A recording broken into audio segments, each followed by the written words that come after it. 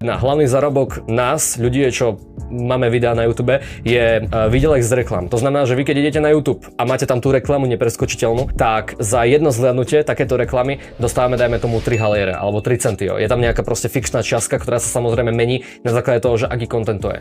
A potom, keď ten YouTuber má napríklad, ja neviem, 5 alebo 6 miliónov zhliadnutí, tak si dokážete urobiť matematiku, že sa to ako dokáže vyšplhať cez tisíce, 10 000 až ku 100 000 korún mesačne len za sledovanie tých reklam. Pretože každý si myslí, že youtuberi zarábajú na žebraní od detí a že zneužívame deti na to a tak ďalej, ale vy nám v podstate vydelávate aj za to, že nám nič nemusíte dávať. Tie peniaze nám dávajú firmy, ktorých vy ako reklamy sledujete. Ďalší bod je samozrejme predaj vlastného oblečenia. To znamená, že môj fanúšik si napríklad kúpi moju mikinu a časť z tej ceny je provízia, ktorú napríklad dostávam ja. Takže nedostávam keby plnú cenu z tej mikiny, ale samozrejme dostávam určitú časť, pretože tá mikina si musí na seba taktiež aj výrobne zarobiť.